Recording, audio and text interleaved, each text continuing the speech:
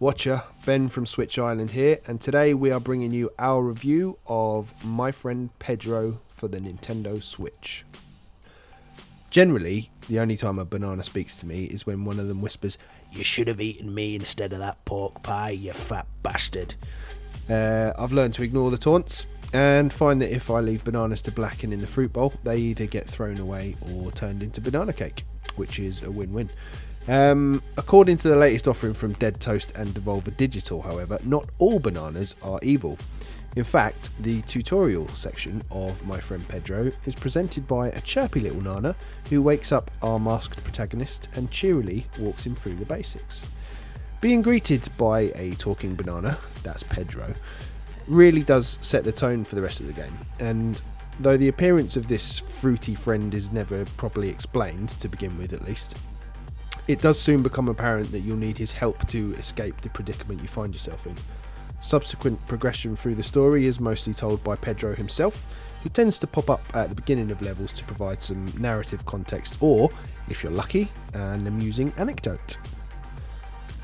The plot itself is standard Hollywood action movie stuff, not counting the talking fruit, obviously, but the snarky postmodern dialogue keeps it fresh and entertaining. Much like another Devolver published masterpiece, The Messenger, the writing in My Friend Pedro is cheekily self-referential and earns bonus geezer points by incorporating British colloquialisms like nutter and leg it, you slag. On the surface, My Friend Pedro appears to be your basic run-around, kill-everything action platformer, but it packs a fair few gameplay mechanics that add substantial depth. More importantly, these mechanics continually provide new and entertaining ways to murder people. Shooting a frying pan into the air and watching bullets ricochet towards nearby enemies is especially gratifying, as are many of the game's dramatic set-piece moments, none of which I will spoil here, because you really do have to see them to appreciate them. By the end game, you'll have learned enough tricks to adapt to any situation, even when the odds are heavily stacked against you. The first technique you'll learn is how to dual wield and aim at two enemies at the same time. Soon after, you'll learn about focus mode, which allows you to slow down time. Combining these two elements alone is great fun, and when you do it whilst pirouetting in midair, popping off a new weapon that you've just picked up and landing gracefully amongst a pile of corpses you've created, you will feel like the world's biggest badass. Of course, it's all in the name of mindless violence, but you can't disengage your brain entirely if you want to master the complex controls required to pull off these moves. Unfortunately, the controls are probably the weakest part of Pedro's considerable arsenal. Loose platforming is forgivable in earlier sections, but as the game begins to demand more accurate traversal, it becomes an issue and can lead to the occasional frustrating death. Thankfully, your hero respawns quickly and close to where he died. Even still, tighter controls would have been welcome. It's also far too easy to activate focus mode, which is triggered by pressing in the left analog stick while attempting to crouch, so mapping the slowdown power to its own button would have been preferable. Another minor frustration is that there's no way to tell how far you've progressed through the game without exiting to the main menu. From there, you can access a level select screen that displays your progress, as well as options to tone down the screen shake and the gore, although I would advise you to leave both of those well alone, as they do add to the visceral joy of the Pedro experience. It's not all choreographed chaos and pistol packing parkour though, as there are occasional sections where you'll need to adopt a far more considered approach.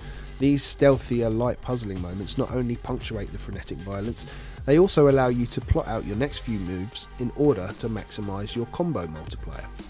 The challenge of stringing together these combos in elaborate new ways is the key to achieving a respectable grade, which you can then show off to your friends via online leaderboards.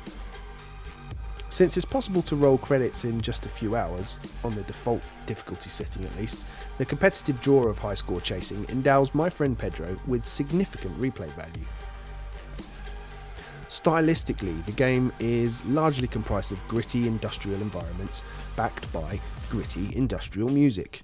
There are exceptions to this during the game's occasional psychedelic sections, which put some of Undertale's most trippy moments to shame. But regardless of the setting, the presentation is slick throughout. Modern touches like dynamic camera work and ragdoll physics, all the more hilarious in slow motion, are brilliantly implemented, and it's refreshing to play an indie game that feels 100% contemporary.